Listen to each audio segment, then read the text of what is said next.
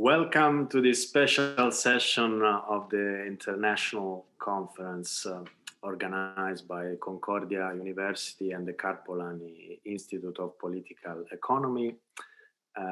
Why this session is special? Because it is organized in partnership with the organization for which I'm working with, the Foundation for European Progressive Studies. But most importantly, because we are trying a special exercise of bridging the academic knowledge and the scientific sound analysis that the scholars will contribute with us with the current policy changes, in particular affecting the European Union. We will reflect, in fact, on the changing role of the state. What does it mean for Europe? As you know, this pandemic has brought up a lot of demand for public intervention, and that is a great novelty, and a great novelty for the European Union in particular, because the dominant view in the past was that of a state who had to be confined to provide guarantees to the market about the sustainability of public finances. Now, somehow, there is a new legitimacy instead for public intervention. But we have to understand and interpret these changes and what they can mean for the transformation of the European public sector as a whole, and whether this legitimacy for public intervention can remain even besides this emergential phase. I'm extremely happy to have with us today top intellectuals. I will introduce them to you, and I ask them, as I mentioned, them to turn on their webcam. I will present them in the order that they will also intervene and speak, starting from Michael Jacobs, Professorial Fellow at SPERI, the Sheffield Political Economy Research Institute at the University of Sheffield, and among other things and plenty of others academic articles. He's the author of an important report for the OECD, Beyond Growth, towards a new economic approach, and a book in 2016 that I recommend reading, co-edited with Mazzucato, Rethinking Capitalism, Economics and Policy for Sustainable and Inclusive Growth. After him, it will be instead Albena Azmanova, Associate Professor at the University of Kent, and among other things, also author of Capitalism on Edge, How Fighting Precarity Can Achieve Radical Change Without Crisis or Utopia, with Columbia University Press. Thanks for being with us, Albena. Then we will move instead to David Mair, Head of Unit at the European Commission Joint Research Center, and in his unit in particular is focused on knowledge for policy, concept and methods. And he is actually one of the authors of the European Commission report on understanding our political nature, how to put knowledge and reason at the heart of political decision-making. We will hear more about that. And last but not least, very important for me, my direct boss, Laszlo Ander, is the Secretary General of the Foundation for European Progressive Studies and former European Commissioner for Employment, Social Affairs and Inclusion. Thanks, everybody. Instead, I'm David Rinaldi, Director of Studies and Policy at the Foundation for European Progressive Studies, and also lecturer at the Université Libre de Bruxelles. But without taking more time, it is immediately the time for Michael Jacobs to give us his input for this important reflection. Professor Jacobs, you have the floor. Thank you very much indeed, David, and thank you to all of you who are, we hope, watching this. Of course, we have no idea whether anyone is, whether you're paying attention, but hopefully we have an audience. I'm absolutely delighted to be speaking at a Karl Polanyi conference. I think the first time I've spoken at one. Karl Polanyi, a great intellectual hero of mine. I'm going to kick off this conversation with some reflections on the kind of state we need in order to deal with the climate and environmental crisis. I'm going to share some slides just to give you something better to look at than my face. So hopefully this can be seen. I'm going to assume it can until somebody tells me otherwise. So I hope you can see this. So that's my title, Tackling the Climate. Oh, that should say Tackling an Environmental Crisis. The one thing we can do when we do these things is we can actually improve our slides as we speak. Tackling the climate and environmental crisis, what kind of state do we need? It's a really good day to be doing this because, as I'm sure everybody knows, yesterday at the UN, rather than not the UN, the US climate summit hosted by President Biden, the US made a big increase in its commitments to reduce greenhouse gas emissions. And so did a number of other countries, including Canada and Japan, and others like the UK, where I'm speaking from, brought their new and stronger emissions reduction pledges to this conference, having made them a few days or weeks before, the Chinese also included. Later this year, there will be COP26, which is the UN Conference on Climate Change, and also COP15, the 15th Conference on Biodiversity. At both of these, largely with the announcements made yesterday, countries will be committing to big reductions in their impacts on climate change and other environmental factors. So this is a very good day to be thinking about what kind of state we will need for countries to be able to fulfill those pledges. I'm going to cover 5 quick points. We haven't got very long here, so I'm going to try and say this very quickly. I'm going to cover briefly the scale of the crisis, the lessons that we've learned in response to COVID-19. I'm going to talk a little bit about mission-oriented industrial strategy, which is, I think, in a way, the heart of what the state needs to do to deal with these crises. A little bit about urban planning, because I think it's a very particular issue and requires a particular kind of state. And then I want to talk a bit about transitions, lifestyle, and public consent, which is around the politics of what the state has to do. So let's look at the scale of the challenge here. This is the stylized diagram produced by the Intergovernmental Panel on Climate Change on the pathway that we need to see for carbon dioxide emissions over the next few decades in order to achieve net zero, which is now generally accepted to be the only endpoint that we can aim at. This was slightly obliquely agreed in the Paris Climate Agreement, but is now much more explicit. And most countries, developed countries, are now committing themselves to net zero, usually in 2050, in the Chinese case in 2060.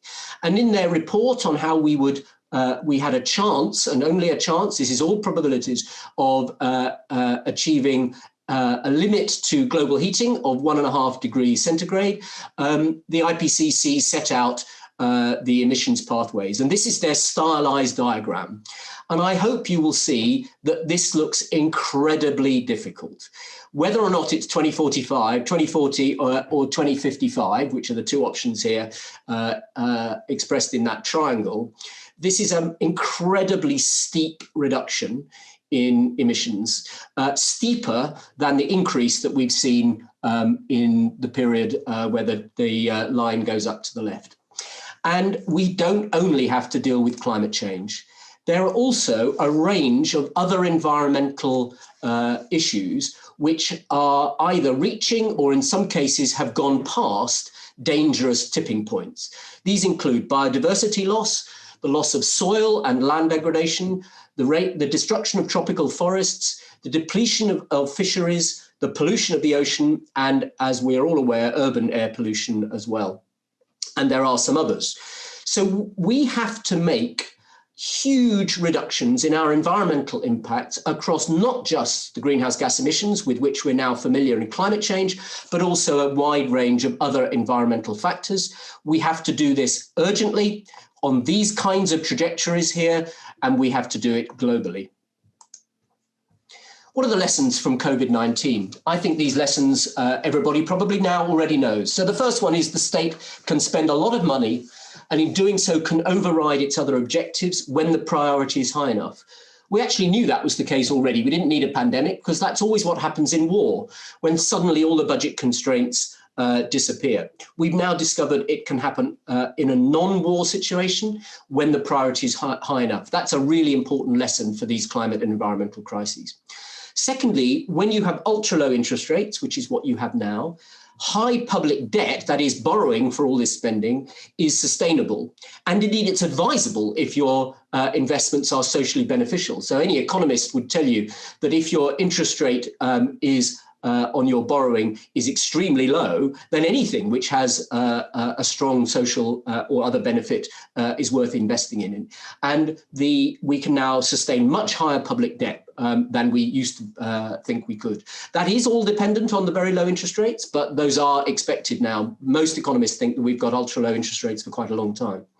Thirdly, if you are lucky enough to be a government with a sovereign central bank, that is your own currency, which obviously doesn't apply to all of Europe unless the European Central Bank can get its act together with European governments on this, then you have much greater borrowing power because you can have your bonds bought by your central bank. And the European Central Bank is now doing this for the member states. And then fourthly, what I think we've learned is when the public is convinced that a threat is dangerous enough to require emergency measures, they will accept very deep privations on both liberty and well-being. We have all experienced over the last year, imposed by our government, and often, in fact, done voluntarily, because most of the stuff that we've been doing has not been by law, perhaps except in France. It's been by guidance, but nevertheless, we've all accepted it and complied with the behavioural constraints that have been imposed upon us. What do I mean by mission-oriented industrial strategy? This is a term most associated with Professor Mariana Mazzucato, who, as David said, I produced a book with a few years ago called Rethinking Capitalism, and who has become pretty famous, actually, over the last few years, since her 2013 book, which was called The Entrepreneurial State, and who has been developing with colleagues at the Institute for Innovation and Public Purpose at University College London, an institute she set up herself, a big programme of research and of policy advice. Mariana is a policy advisor to the European Union and to a number of governments around the world on the idea of what she calls mission-oriented industrial strategy or innovation policy. And that is the core idea is that the state should support innovation and then the investment in production that follows innovation with risk-bearing public capital, particularly through state investment banks. And secondly, that governments should choose the key economic, social, and environmental missions, that is, the problems and the challenges that most matter to their societies, and they must direct most of their innovation and investment funding to these. And some examples that she gives, one is decarbonisation, the green economy, another is elderly care in ageing populations, and so on. And the core things that should read four. The four evidence-based premises for these conclusions that she reaches are first, almost all modern technologies or major modern technologies have been funded by the state. Mariana has this lovely example with a little picture she puts up in her lectures of the iPhone. All of the technologies that make the iPhone innovative and new had funding from the US state in one form or another in their early developments. And that is also true of many, many other technologies, from the internet itself, which was a product of American defense strategy, along with some other things, through to many different forms of materials and other innovations. Secondly, financialized capitalism, the kind of capitalism we have now, no longer provides sufficient patient capital, that is long-dated capital, long-term capital, to support innovation. Too much of what companies earn now goes into short-term shareholder returns. including in things like share buybacks. And the form of capitalism we have now isn't providing the investment for innovation that is needed. Thirdly, that key challenges, such as decarbonisation and meeting other environmental goals, are too important and too urgent to leave to private financial investment decisions. We as societies need the innovation and investment to go into those fields, the missions, as Mair calls them, but it may well be that the private sector and private banks and private companies would prefer, because it's more profitable or less risky, or for any other reasons, to put their money into other things. These things are too important to leave to the effectively capricious decisions of the private sector. And fourthly, if the state invests risk capital in innovation or in investment in production, that it should share in the rewards as well as the losses. Mair points out that when the state supports a new industry, if that new industry goes bust, the state loses all its money. And there are some famous examples of this, the Solindra solar plant, solar company that the US government invested in the early part of the last decade, which went bust. Not only did the US government lose all its money, but it also gained a whole load of opprobrium and disapproval for this. But when those companies that it supports are successful, the state gets nothing. And she argues that the state should get part of the return. And that's why she suggests risk capital through equity and not simply through loans. Urban planning is the next one. And I picked this out because much of what we need to do, particularly in the new world, in the US, Canada and Australia, which have much more dispersed city plans than those in Europe, but also in much of the emerging economies and developing economies, which also have very dispersed urban plans, we need to change our urban planning system very considerably. We need city governments and we need regional and national governments which have the resources to remodel and rebuild urban spaces, to make them, in the jargon of urban transitions, compact and connected. That means reducing car-based traffic, improving public transport, more cycling, more working, zoning to get easy access, making possible greater home working, obviously big internet connections, revitalizing town centres despite the problem of retail going online and so on, and also increasing biodiversity in cities, and also instituting much more circular economy systems as well. And this needs to be done by the urban state, by city states, and not simply national states, since urban planning is done by city government. So this is where we need multi-level governance, we need city and local government working with regional and national government. And this is going to be a major part of how we reduce emissions and reduce other environmental impacts over the next 20 to 30 years. And then lastly, I wanted to talk a little bit about the politics of this. We're going to have to do very radical things and we're going to have to do them very rapidly. And this will be politically difficult. It hardly needs saying that the reason we've not done these things in the past is because they've looked too politically difficult. They looked as if they were going to upset some very powerful vested interests, notably in the fossil fuel sector, but in many, many sectors that have high emissions or dependent on high emissions. And they look like they might upset voters who like flying, who like going on holidays, who like driving their cars and so on. So this is going to be a very difficult thing politically. And the problem is not in the ultimate end state. I think we all want to live in an environmentally safe and climate friendly world. It is in the transition. It's all about how we get from here to there, who will pay for it, where will the jobs be lost, where will they be gained, and so on. So we need states that can manage this transition. Now, this is partly about the capacity of the state, but it's also very much about the capacity of the politicians that run the state and the mechanisms by which the public, politicians and state institutions interact, which is really about democracy. So some of the things this will involve, we will need very strong support mechanisms for new jobs and investment in the sectors and areas where output and employment are required to decline. If you are in a coal producing or an oil producing area or sector, that is on its way out already, and this will be accelerated. We need to find new industries, new jobs in those sectors, or we will not get public support. And even then, it's going to be very difficult. Secondly, we need ways to find lifestyles and consumption patterns which seem to have benefits in net terms as well as costs. If we are less able to fly around the world, we have to find leisure activities which seem to compensate people for that. One of which might be, for example, more leisure time. It may well be that we need to put much more focus on reducing working time and increasing leisure time. Thirdly, we will need democratic and participatory processes, especially at local level, which make people feel that they have a stake in this and that their voice is being heard. If this looks as if it's all being imposed top down by remote governments, it will engender resistance and opposition. And speak to any French politician in the wake of the Gilets jaunes, and they will confirm that. And then we will need very persuasive political leadership to bring the public with us in this process.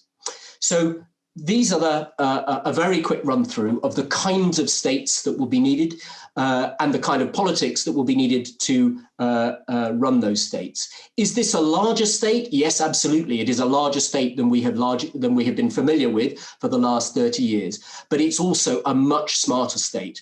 We will need tremendous intelligence and innovation in what the state does. We will need new capacities, and we will need exceptional managers and people in that state. We will need the very best people working in the state and the very best politicians to enable this to happen. Thank you. Thanks a lot, Michael.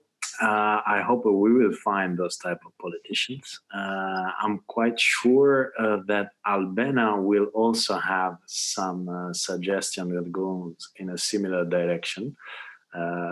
Please, Albena, yeah, and you have the floor. Thank you, David. Very pleased to be on this panel. Let me just add that I'm currently a fellow at the Institute for Human Sciences, IWM, in Vienna. It's a wonderful, vibrant intellectual center. Now, it looks like we are in a Polanyian moment, a counter movement against the free market policy logic and the return to the post-war welfare state. We should not be too quick to draw that comparison, nor to rush into that policy direction. The inclusive prosperity of the welfare state, let us remember, came at the price of environmental devastation. Social justice has always been in tension with environmental justice. We need to be frank about that in order to be able to reconcile both. And I will be making a proposal on how social and environmental justice can indeed come into harmony. That tension, that long-standing tension, is currently exacerbated by the accumulation of economic crisis since the 2008 meltdown. And now we have another meltdown.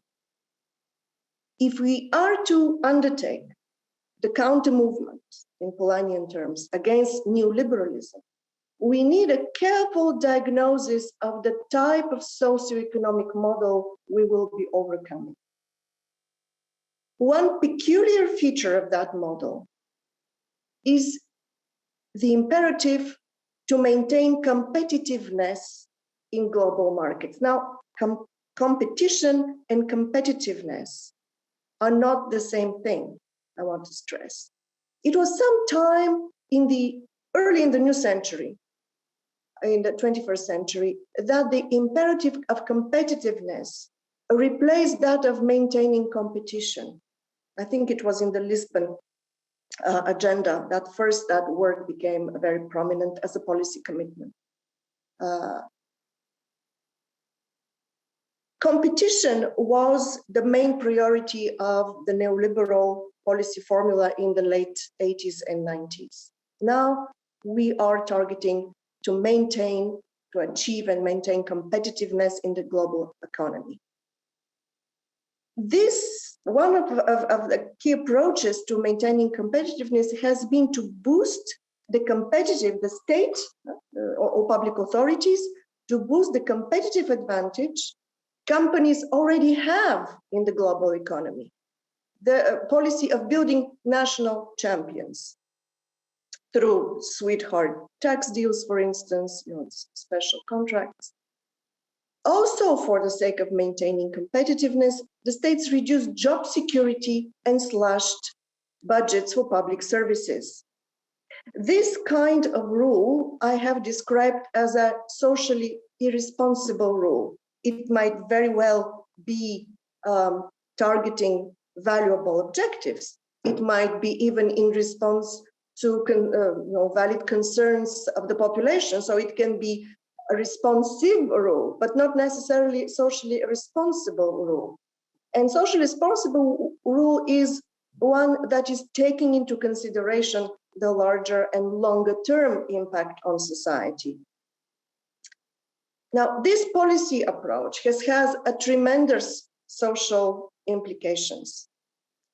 While competitive pressures were reduced on a handful of companies, these pressures augmented for the rest of society. This is the phenomenon of the massification of precarity, which I describe in my new book, of politically generated economic and social insecurity, which affects not simply that strata that the sociologist Guy Standing calls the precariat, so those on poorly paid and insecure jobs. This is a more massive, more general destabilization that affects also the labor market insiders, the highly skilled and well-paid people who work ever longer hours out of fear of loss, job loss, and other forms of financial and social uncertainty. So precarity, I believe, is the grave social malaise of our time. Thus, the COVID pandemic was enabled by an epidemic of precarity, because public authority did not have the governing capacity. It had deprived itself of the governing capacity to handle a public health crisis. This is why we're in a situation of perpetual crisis management with random, incoherent, often absurd policy actions. So this is the kind of a social system a new Polanyian counter movement needs to overcome. And how do we do this?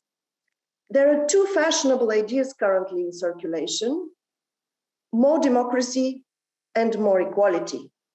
Now, both are not going to do the job. To put it simply, even if we obtain perfect equality through redistribution of wealth, this will not make our societies much less precarious. We need to fight above all precarity. We need to replace the focus on prosperity, of affluence, with the focus on economic stabilization. This is what people need above all, stability of livelihoods, capacity to rely on central public authority for important things like healthcare, education, things that we cannot provide for ourselves, no matter how rich we are, because that requires huge public investment. Actually, concerns with inequality, why are we so concerned with inequality? It's a symptom of precarity. Only because we cannot rely on a robust public authority, on a robust social safety net, we have to rely on personal wealth. So I believe that our concerns with inequality are a symptom of this generalized precarity. What do we do? In the book, I have a set of measures for creating what I call a political economy of trust, but let me now mention only a couple of ideas. First, we need to start with the source of the problem. We need to insulate the European economy from the nefarious pressures of global competition. This can be done. This is not such a far-fetched idea. It can be done by including very high standards of labor and environmental protection in trade treaties. Now is the moment for the US and Europe to make this happen. I think there is a good understanding of that already. So the first thing is to reform globalization. The second thing is to reduce considerations of profit in domestic policy making. I want to give an example of the kind of things we need to reform or even eliminate. There is the Innovative Medicine Initiative. It is a public-private initiative run by the European Commission in collaboration with Big Pharma to invest in the development of cutting-edge technologies. Now, there was a proposal by the European Commission in 2017 to develop early development of vaccines against pathogens like the coronavirus. It was a known virus. And there were proposals to start working on that, to protect our societies. But Big Pharma said, this is not profitable, and the idea was just killed. So this kind of thing should no longer happen. We have to rethink the private-public initiatives along the lines of this mission-oriented innovation policies. If the private companies want to come on board, they can, but profit-oriented thinking cannot be deciding public policy. The other idea is concerns measures for stabilization of personal livelihoods. So rather than job creation, I'm afraid of this idea because well, the negative effects of bullshit jobs are also well known, or of UBI, universal basic income. I have my doubts about that, but there is a third perspective, and this is job sharing. The surveys I have seen indicate that people love shared time, but they remain on jobs they hate out of insecurity, economic security, insecurity about the objectives that they value, etc. So job sharing, and there is a way actually to implement that. The second fashionable idea currently is that of more democracy, which actually risks aggravating the problem. I know that this is a rather contentious claim, let me clarify that. When you place people in a precarious political economy, or when their livelihoods depend on holding a job in a polluting industry, you cannot expect them, through their voice, through their participation in the decision-making process, to prioritize concerns with the end of the world over worries about the end of the month. This is known as presentism. This phenomenon of prioritizing the present has been known ever since Alexis de Tocqueville noted the tendencies of democracy to focus on the short term. This is nothing new, and we should not forget it. Now, in such a context as ours of intense precarity, increasing democratic input into policymaking is actually a form of offloading the political responsibility of democratically elected elites onto the demos, which is a feature of socially irresponsible rule. Rather than increasing citizen input, we need to strengthen mechanisms of political accountability. So democratic input and political accountability are different things. The one is pushing towards the short term, the other is holding politicians accountable on delivering the objectives that they have placed, for instance, green transition, etc. So this should be the direction of our thinking, and we can indeed deploy the democratic processes as an additional mechanism of political accountability, but we should be careful not to go in the opposite, the direction of stressing the short-term perspective and using people's input for that. This is what I intended to say. Albena, thanks a lot for these inputs you shared, and also for the little provocation that you gave on the democratic approach. We move now to David Mair, so that we can have a look at the ongoing thinking and also some democratic approach that the European Union is enduring to reflect upon its own future. David, you have the floor. Thanks very much, David. And great if you go already to the next slide, please. So thank you very much for this opportunity to speak. The Joint Research Centre, in case you don't know it, is the Science and Knowledge Service of the European Commission. And it is our job to bring scientific evidence into the EU policy process. We are an organization that sits on the one hand in the scientific community. We have laboratories, we have nuclear reactors even. We have agreements with over 1,000 scientific organizations around the world. We publish in some of the top academic journals. But on the other hand, by day, we sit in the various inter-service working meetings inside the European Commission to help develop policy. We comment on documents, we're consulted on them. And it's our job to, as best we can, bring scientific knowledge into the European Union policy process. And we cover, we're 60 years old, and we cover pretty much all the scientific disciplines with a few gaps. And we pretty much work for every single area of European Union policy. Although, of course, we don't do all the science for all the policies, far from it. So therefore, we sit at this boundary between science and policy, and it's the job of my team to think about how to improve the way with which science and evidence is taken up and used in policy development and formulation inside the European Union. And so I'm very much talking up my own organization and the role that we have here at this moment in our approach to these topics. But I don't make any apology for that.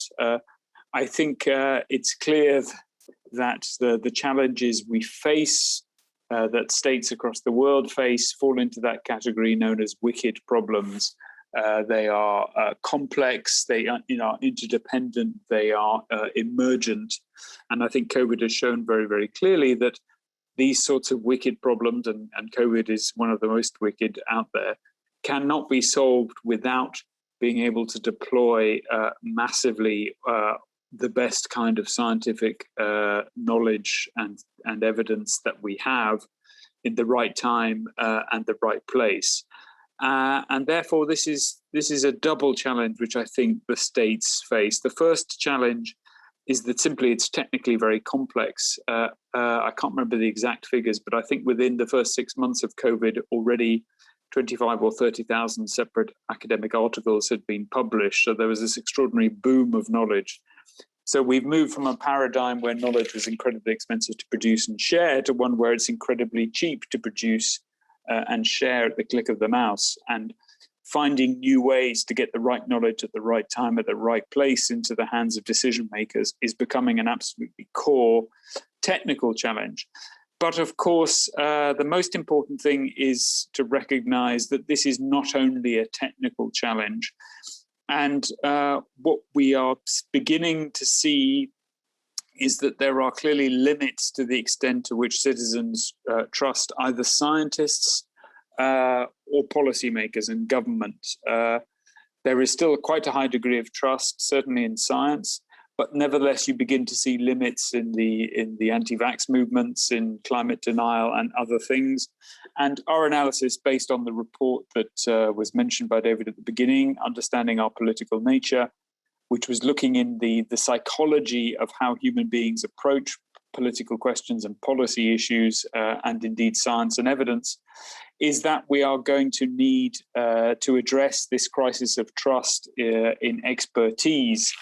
And one of the first lessons we picked out of that is that we do need to engage much more deeply in the values and indeed the identities of citizens. Because if we don't understand the plurality of values in our society, and indeed the legitimate values disagreements that we face in moving forward, then we won't be able to build the trust in the policy measures, but more particularly, there won't be any trust in the science, because what we know from psychology is that our values and identities have a very important impact on how we take and how we trust the science and knowledge. Even the people with the highest IQ and the most open-minded thinking styles are affected by something called my side bias, that when it comes to issues upon which we have strong convictions or issues which affect our identity and our sense of selves, it's very hard to see the evidence clearly. We tend to search out evidence which confirms our identity or our convictions, and we get busy rejecting evidence that challenges our convictions and identity. So we have, therefore, in summary, some important technical challenges to enable states to more effectively tap into the scientific knowledge they're going to need from wherever it comes into the world. And we have some projects now to work with a number of member states in the European Union to think more systemically about how science gets into public policy, to think about the science policy ecosystem. So how all the moving parts of academia, government agencies, research agencies can work together better. But at the same time, we also need to recognize that we have to understand and listen and take into account the different values and identities that are triggered by the policy process if we are to successfully address the issues of trust and build the consensus for the kind of significant policy measures we're clearly going to need to meet these challenges. Next slide, please.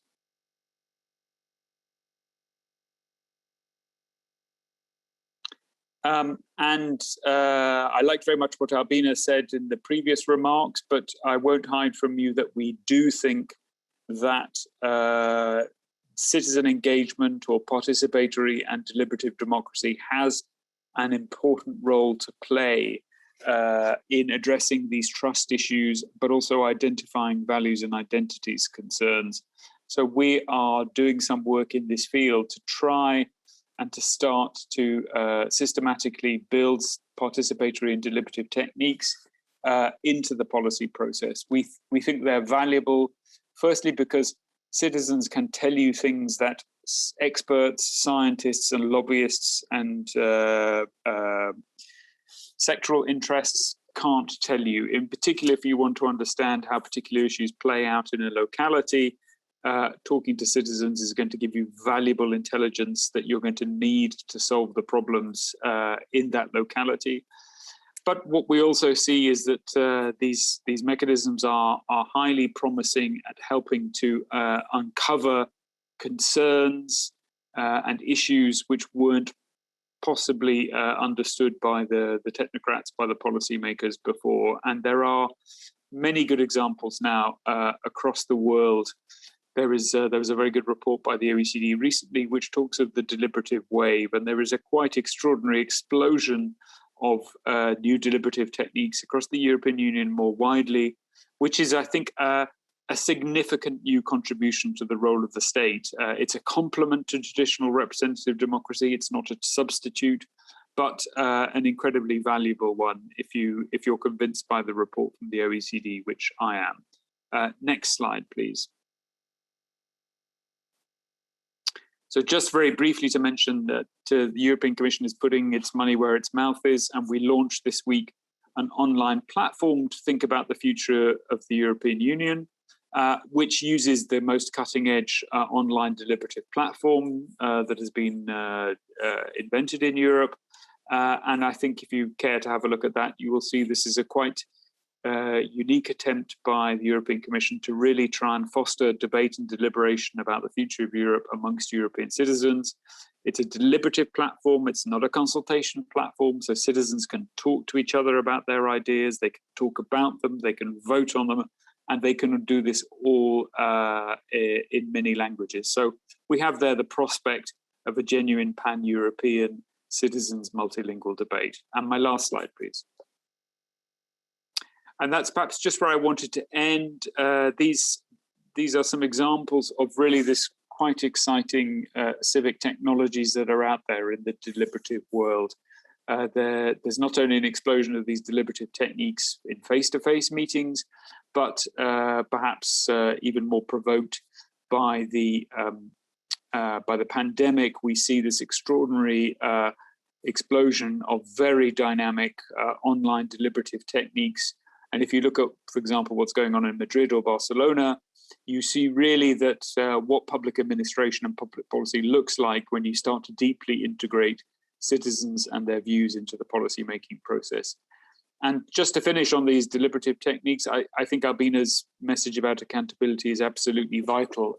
In the advice we give on these techniques, one of the most important bits we say is that you will not attract citizens at the beginning of the process unless you present a credible and authentic promise that you will really consider seriously and take into account the results of their deliberations at the end of the process.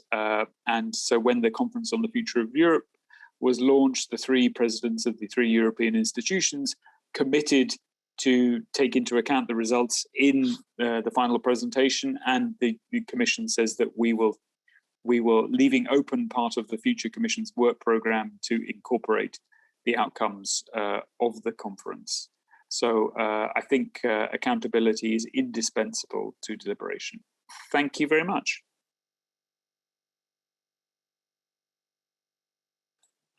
Thank you, David, for this overview of the ongoing reflections at the European Commission. Now I'm very happy to invite to the stage and give the floor to Secretary General Laszlo Ander, who is leading the Foundation for European Progressive Studies and has abundant knowledge both on economic policy, economic history, and European policy and European affairs. Secretary General Andor, you have the floor. Thank you very much, David, for this extremely generous introduction.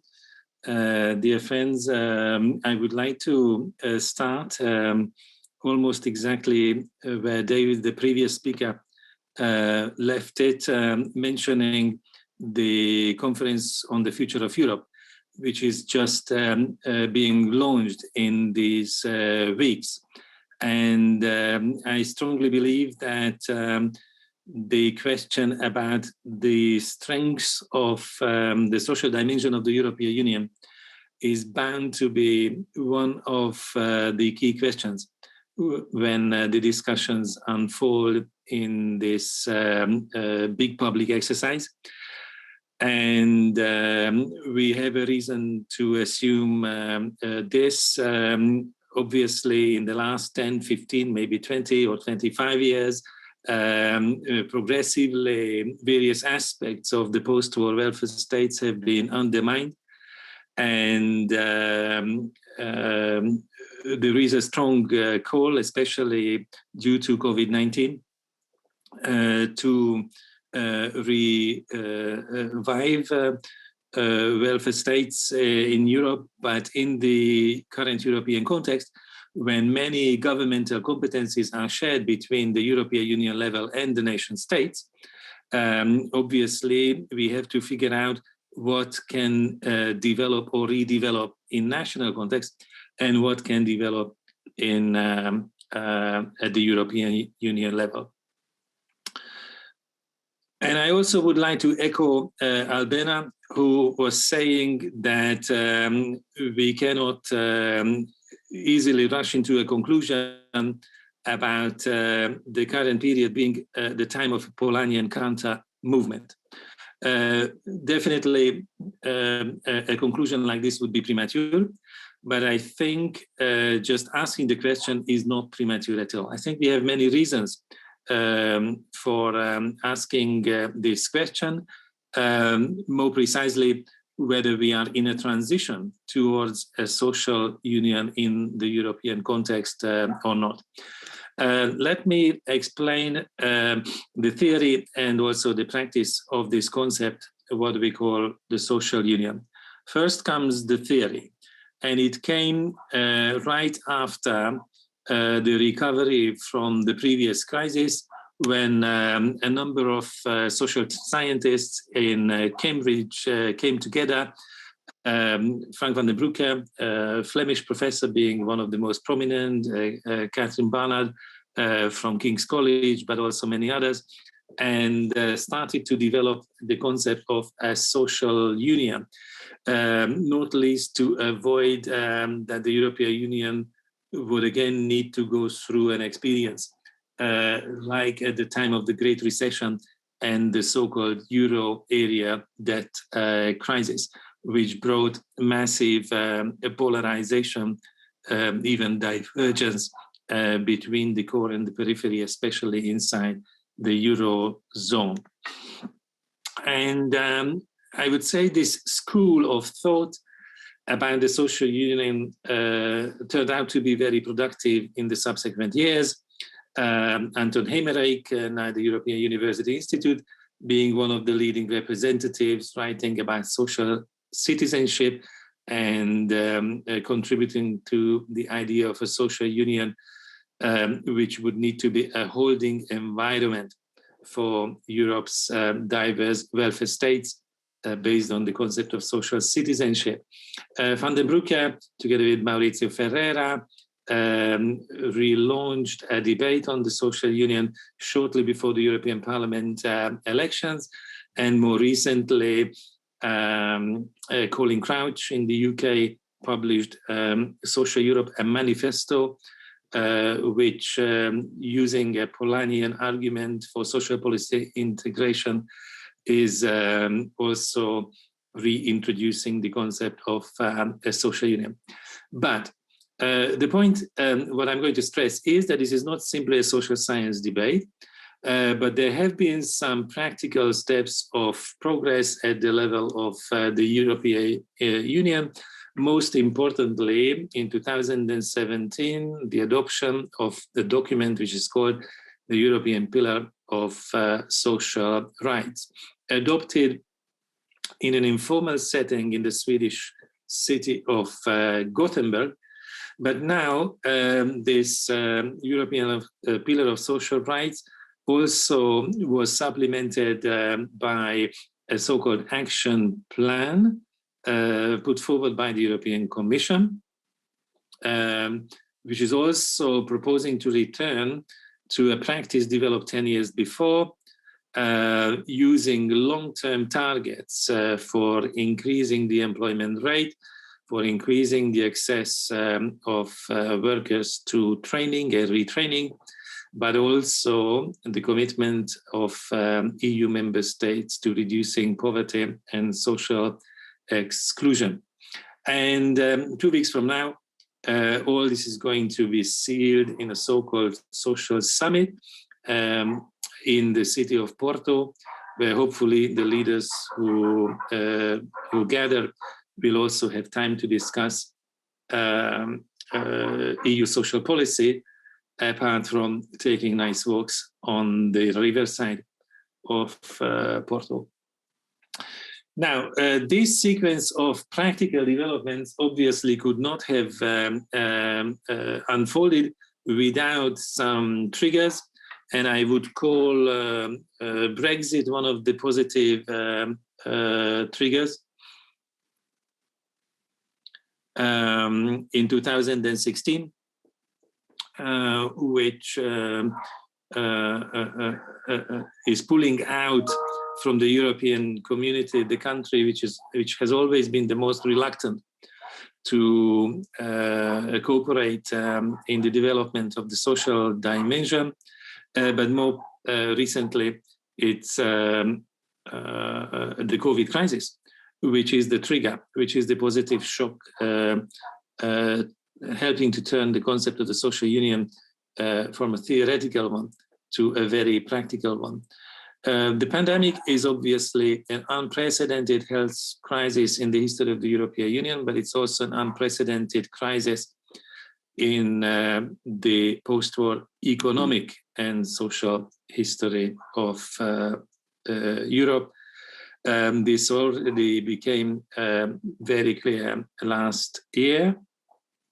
And the second and the third wave in 2020 and 21 just supports the evidence that the European Union cannot deal in conventional ways with the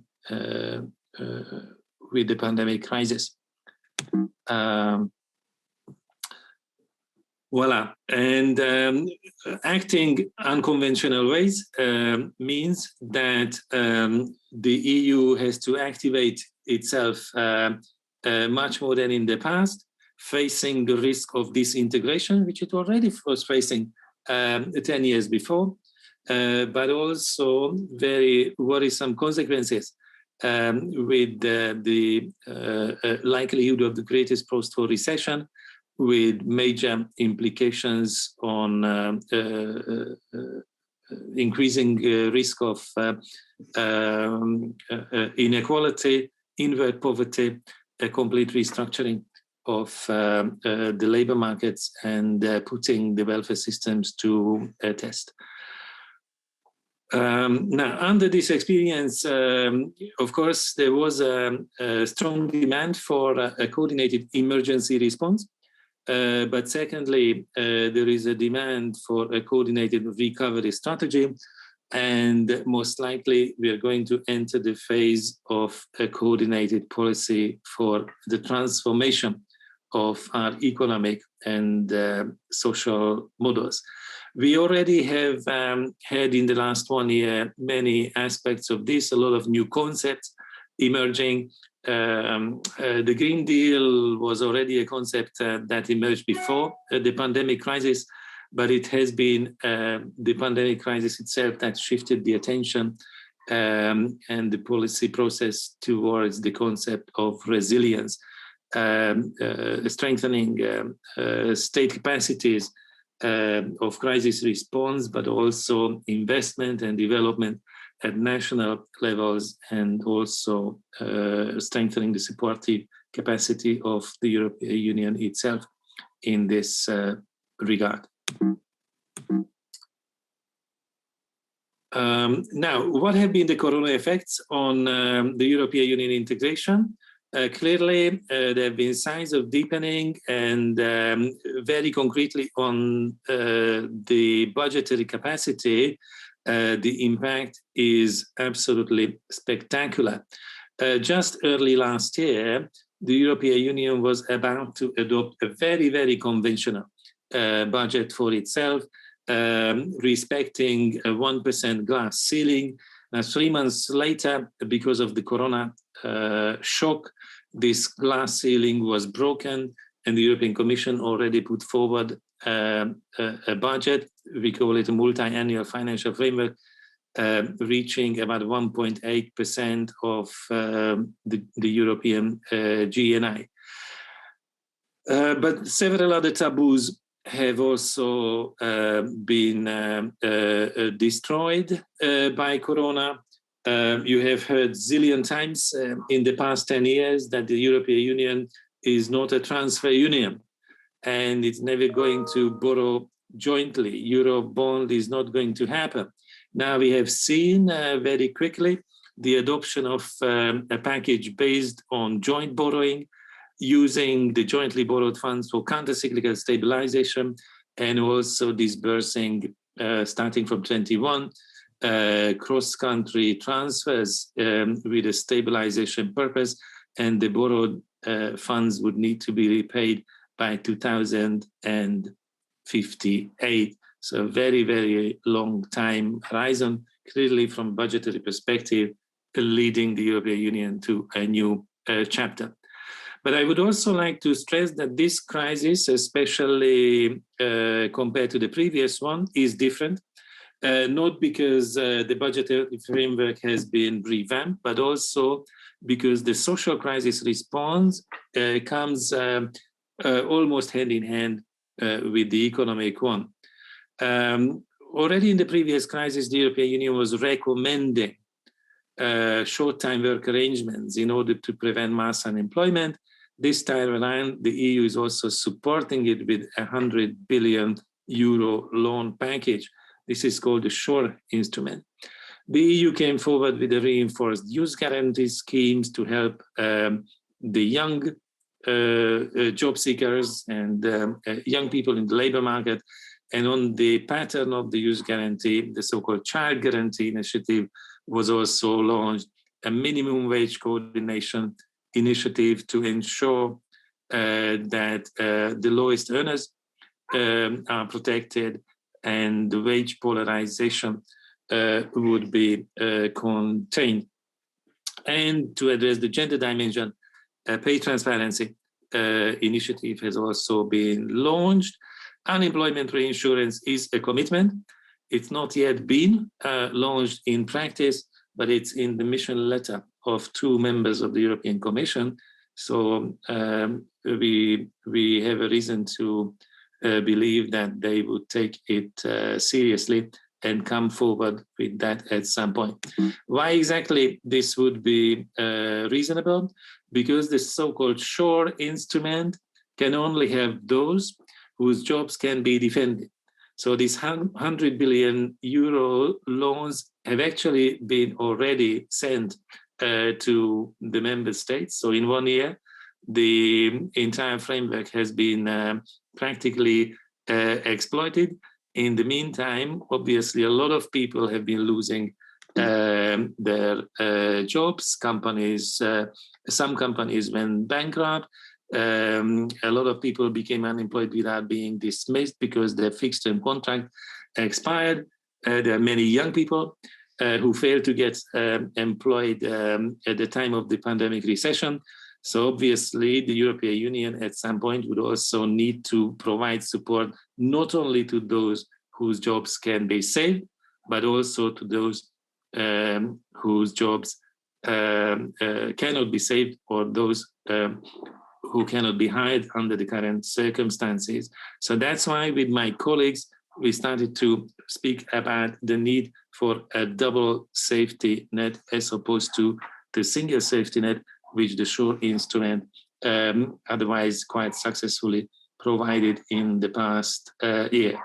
And to go beyond job saving and income stabilization schemes, what is also in the current discourse and the political process is the move towards a health union.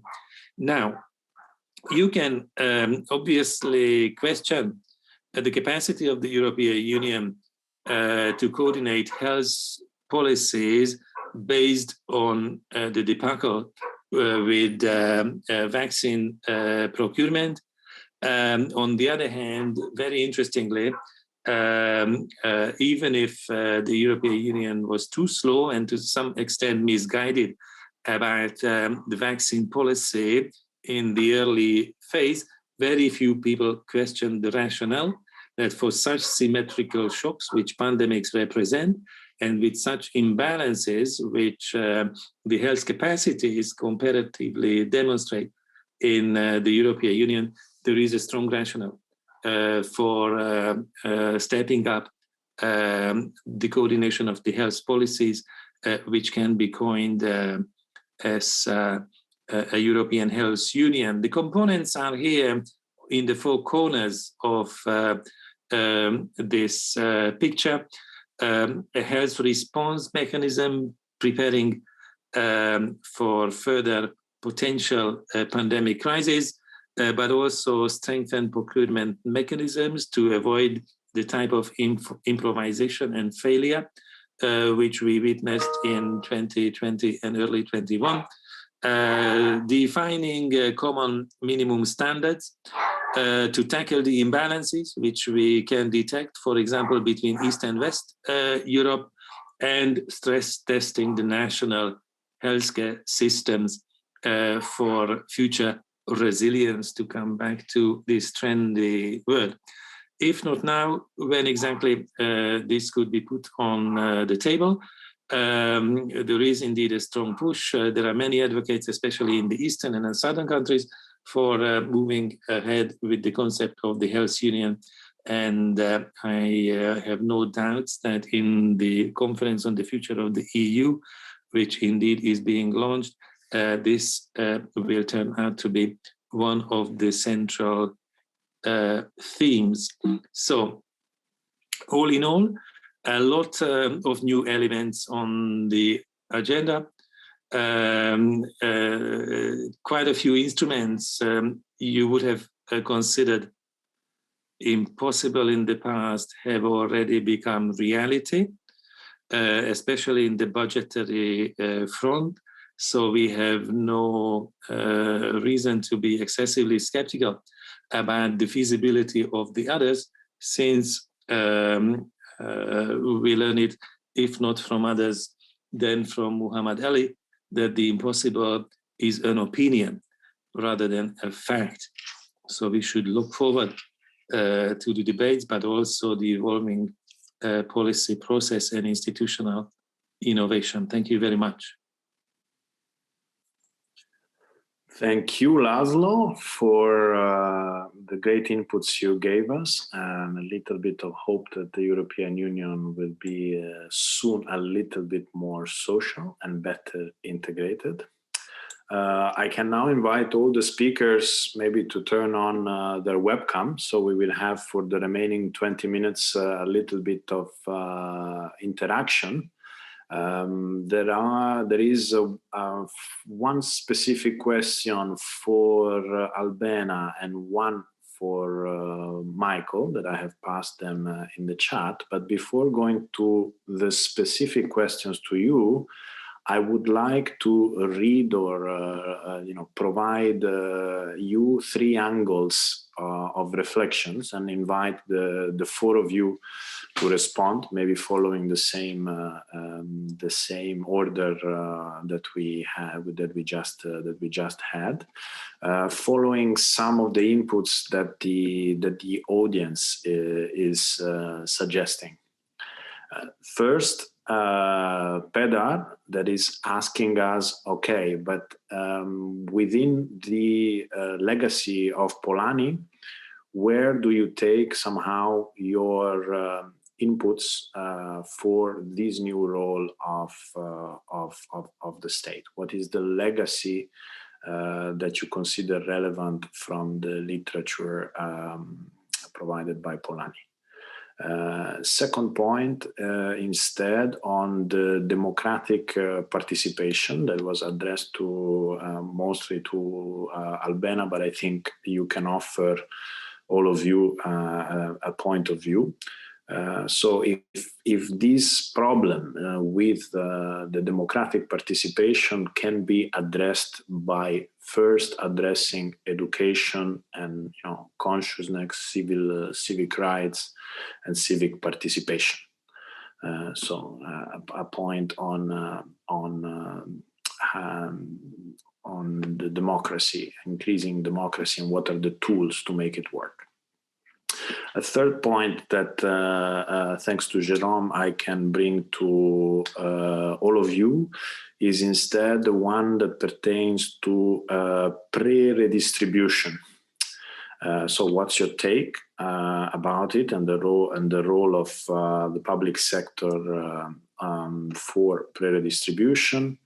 And he's asking whether changing the parameters of ownership of productive assets via economic democracy can be a way out in this direction.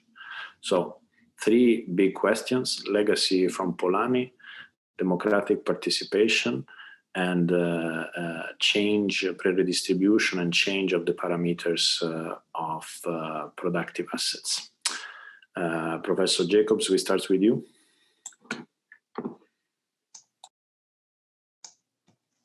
So, good questions. And I will try and answer each quite without taking too much time away from my fellow panelists.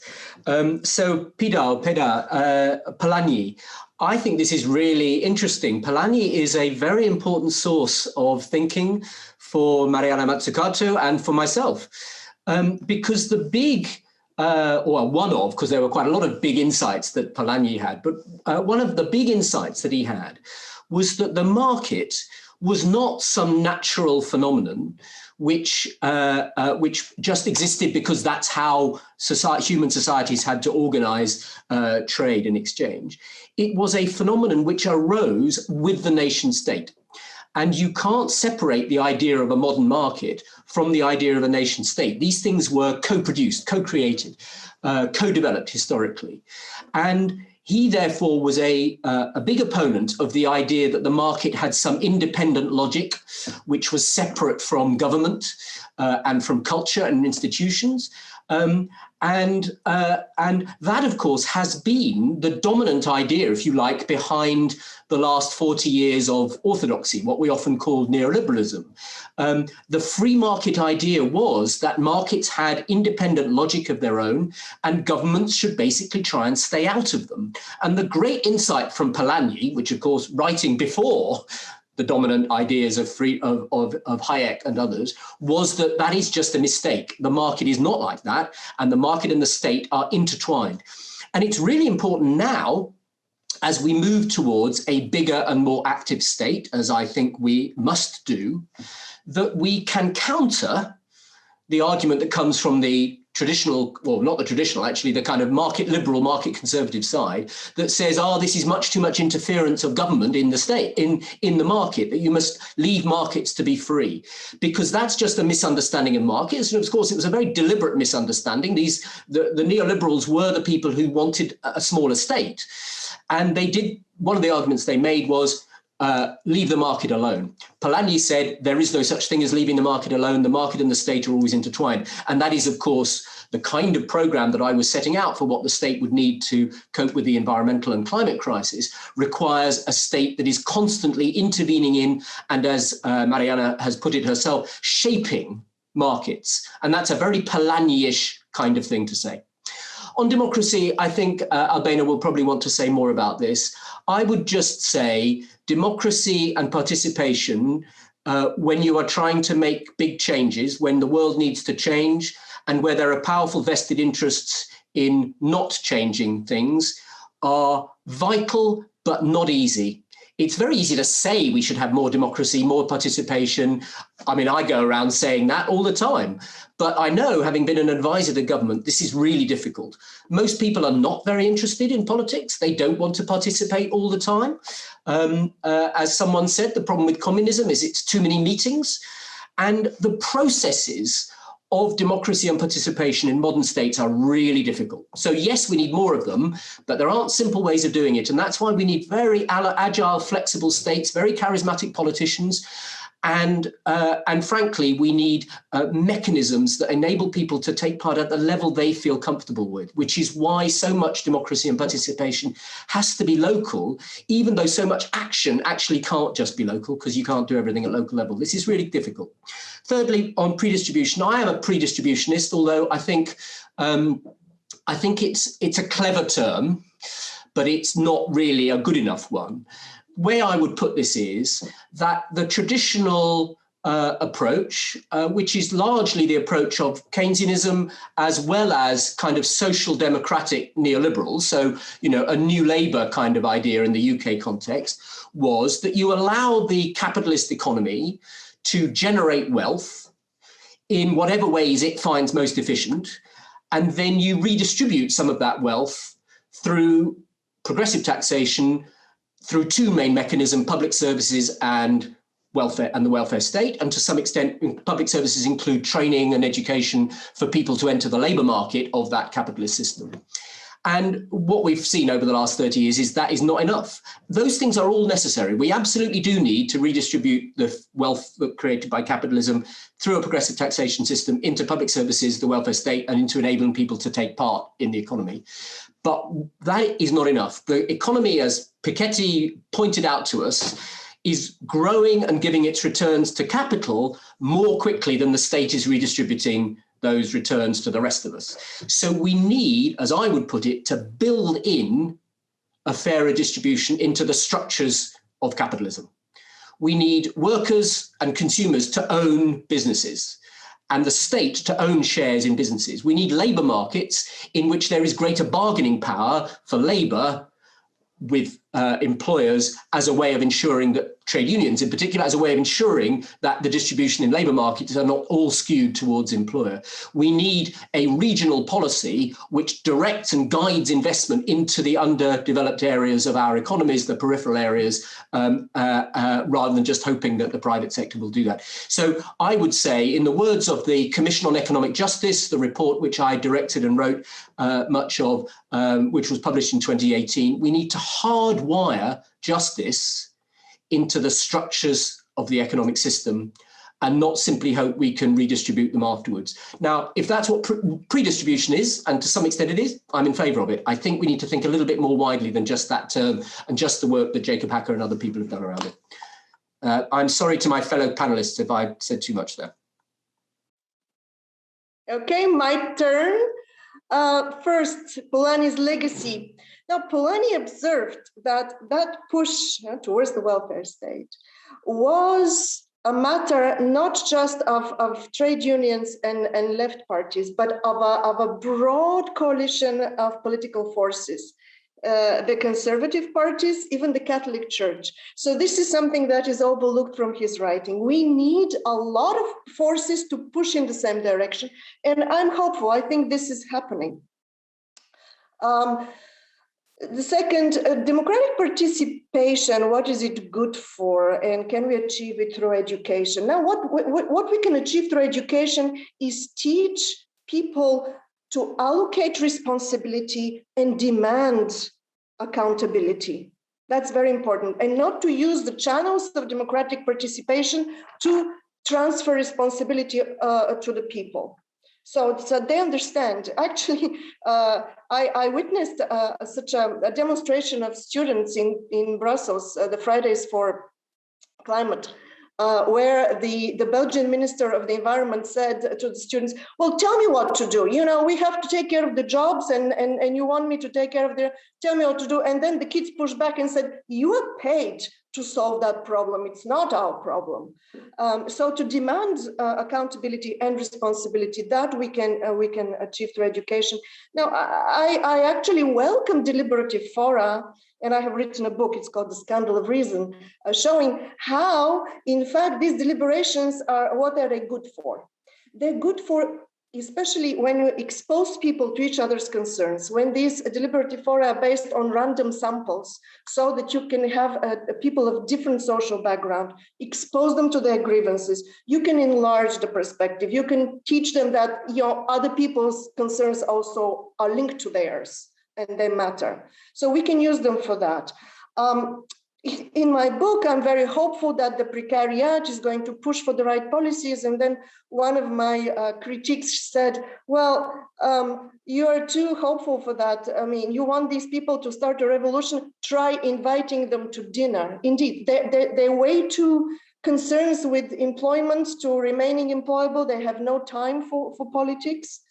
Also, what worries me is that destabilization makes people conservative. Look at the rise of far-right parties during the economic meltdown. The shift to the vote during the Great Depression was systematically to the center-right and to the far-right. So economic destabilization makes people conservative, and democratic input is going to translate this fear of change, while exactly when we want change. So people, we cannot expect them, they would, in that political economy, would embrace change. That is why I think we just need to change the political economy in order to allow people the breathing space to think big. Pre-distribution, I am for pre-distribution, but not one that goes through the parameters of ownership. Why? This was a good idea back in the 19th and maybe 20th century. But we have seen with the experiment with socialism and now with China, that a whole country can behave as a capitalist if it has to compete in the global economy. So say the workers are owning the companies that employ them. They will behave as capitalists in the pursuit of the competitive of contracts in the global economy. Marx has commented on that. He calls that the whole society becomes a capitalist.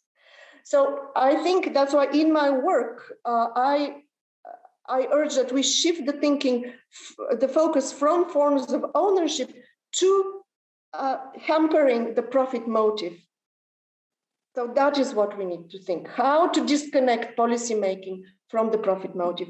And it doesn't mean that even we have to give up growth. I don't think so. But that's yet another discussion. This is from me.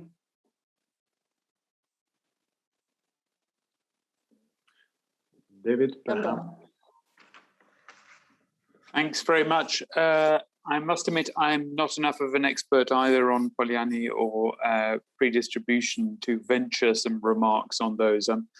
I hesitate to say I'm an expert on participatory and deliberative democracy either, because I don't think actually anyone is. I would caution being too conclusive about these techniques because they are changing very, very fast, and there is extraordinary innovation going on face-to-face and online. So it's very hard to know, and this is a problem for the community, we don't quite know what works, we don't know how to do it. Often it can depend on some quite hard to appreciate things like the way particular discussions are facilitated, the interpersonal skills of facilitators, things quite difficult to train and establish and to standardize. But I would not bet against these techniques at being transformative from what I've seen of them. I mean, a few years ago, would you have thought that the two referendums in Ireland would have sailed through the way they did with quite such positive levels of support? I don't think anyone quite predicted those outcomes of the referendums and the various deliberative exercises that were put in place very, very carefully to lead up to those referendums on extremely sensitive, polarizing issues. Nevertheless, I think were a triumph in many respects. And there are fascinating examples from across the European Union, also outside. What they're doing in Taiwan is quite extraordinary in the way that some of these new digital techniques can get behind the issues. And what they're so interesting about, and there's something that's very important going on in our society at the moment, is that the social media discourse, and if you're interested in that, we've just produced a report on how social media transforms political discussion, and too long don't read, it doesn't help political discussion, but it gives a false impression of polarizing. The big platforms, the business model is in promoting emotive, partisan, divisive content. So the impression we get of how polarized our societies are is probably out of whack for where they really are. And these sorts of deliberative exercises are a great corrective, which may help us to uncover that there is more consensus for the bigger changes than we sometimes appreciate if you follow the highly partisan social media discourse. So anything which means we get a truer fix on what our citizens really want on these big questions is important. And I saw one comment saying, do you need to train up people and educate them before you do all this deliberation stuff? I mean, all the qualitative evidence I've seen about how these processes go is that it's extraordinary. Ordinary people who don't have academic expertise in complex topics, if you give them the time and a bit of money so that in particular the most excluded economically can afford to pay childcare and attend these events, if you invest in that and you bring good scientists and experts forward to explain the issues, people are interested and they have things to say and they can tell you things you cannot find out anywhere else. So it's early days. I don't know which way it's going to go, but please don't bet against these sorts of participatory techniques as being potentially transformative in the role of the states. And again, Albena is absolutely right. The accountability point is important. citizens will smell a rat. They will smell something bad if at the beginning there is not an authentic commitment from the politicians to listen seriously to what comes out. We have to thank all the participants, thanks to Concordia University in Montreal, the Karl Polanyi Institute of Political Economy, and Gomez and all the other organizers. And we conclude with a telegraphic response by Secretary General Laszlo Ander. You have the last famous words. Thank you, David. I try to be telegraphic regarding the role of the state, which is obviously in the title of the conference and not in the title of the panel. But I think it's a very fitting title at this stage, particularly because Karl Polanyi was in the 30s and especially the 40s a New Deal enthusiast. Under the title Universal Capitalism or Regional Planning in 1945, he was actually saying the New Deal may well prove the starting point of an independent American solution of the problem of an industrial society and the real way out of the social impasse that destroyed the major part of Europe. In other words, he was encouraging the Europeans to look at the example of the New Deal regarding public investment, planning, regulation, and control, and how we develop a capacity of planning in the circumstances of a social market economy is obviously an absolutely fundamental question. The other point which I want to highlight is Polanyi's critique of the gold standard, which in my view is mutatis mutandis applicable to the critique of the Maastricht model of the Economic and Monetary Union. It's just absolutely striking how he describes the consequences of the straitjacket, which the gold standard represented in pre-war Europe. And I should also highlight that 2 weeks ago, Robert Mundell died, who just shortly after Polanyi was a professor at Columbia University. So that was probably a very good vintage point to analyze the failures of the monetary systems. And in my view, Polanyi was also a forerunner of the famous trilemma, which Mundell subsequently developed. So as a New Deal enthusiast and a gold standard critique, in my view, Polanyi provides a lot of insight about the role of government in 21st century Europe as well. Thank you, Laszlo. Thanks, everybody. Have a nice continuation of the conference.